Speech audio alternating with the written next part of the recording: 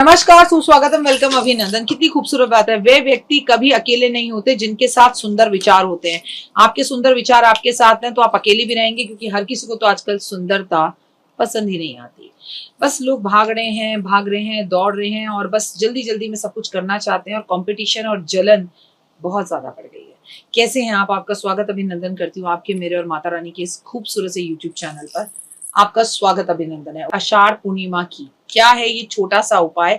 आषाढ़ पूर्णिमा है और पैसे की तंगी को दूर करने के लिए, लेकिन मैं पूर्णिमा के बारे में कोई भी बात करूं, मैं बता दूं, आषाढ़ की पूर्णिमा के दिन पीपल के पेड़ की पूजा हमें जरूर करनी चाहिए। आषाढ़ की पूर्णिमा या कोई भी पूर्णिमा जो होती है वो समर्पित होती है माता लक्ष्मी को, भगवान विष्णु को और साथ में चंद्रमा को।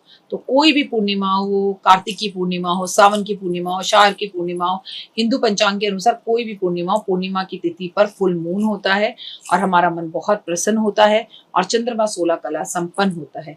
इस दिन आपको अपने घर में सत्यनारायण भगवान की कथा करनी चाहिए, सुबह जल्दी उठना चाहिए और इस दिन महादेव पर भी एक लोटा जल अर्पण करना चाहिए, क्योंकि चंद्रमा महादेव के मस्तक पर ही है। इसलिए आषाढ़ की पूर्णिमा की हार्दिक शुभकामनाएं। खास दिन है और इस दिन से आपको जीवन के अंदर आगे बढ़ना है।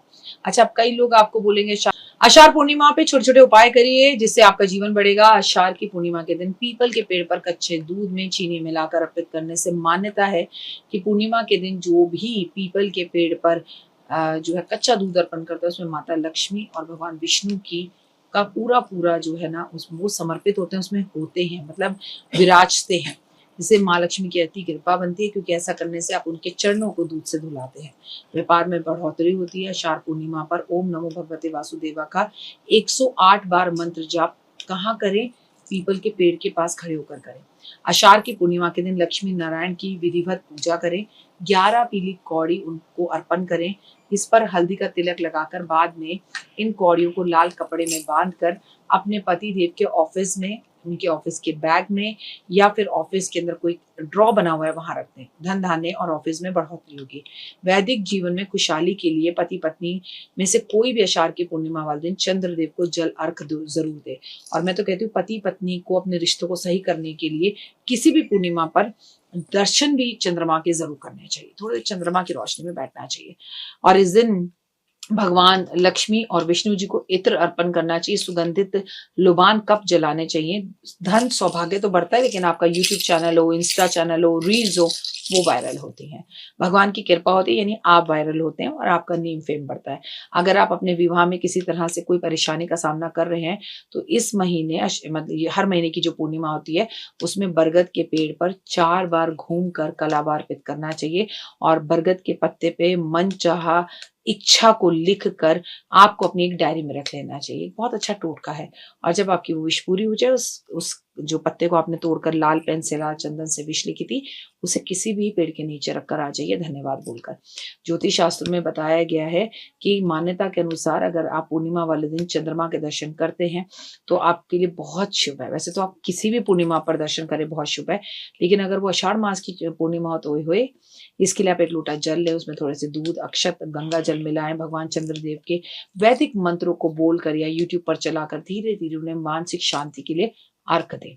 इसके अलावा पूर्णिमा वाले दिन दान का भी विशेष महत्व है। चावल दान करें, चीनी दान करें और दूध दही दान करें। जरूरतमंद व्यक्तियों को अगर ये चीजें दान करते हैं, माँ के पैर छूते हैं, उनसे आशीर्वाद लेते हैं, तो आपका ऑटोमेटिकली चंद्रमा मजबूत होता है। और देखिए, अगर मैं आपसे बात करूं कि ये जो पूर्णिमा है ये चतुर्मास की पूर्णिमा है, तो आपके जीवन में, तो उसके बाद ये पूर्णिमा पड़ती है तो हमारे जीवन के अंदर बहुत वैभव, यश, मान सम्मान को लेकर आने वाली होती है।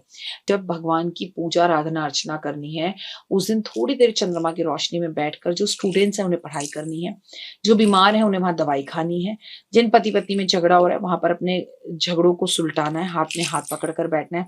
जो प्रेमी प्रेमिका एक दूसरे से दूर है वो वहां से चांद देखे, आप यहाँ से चांद देखे और अपनी विश बोलनी है।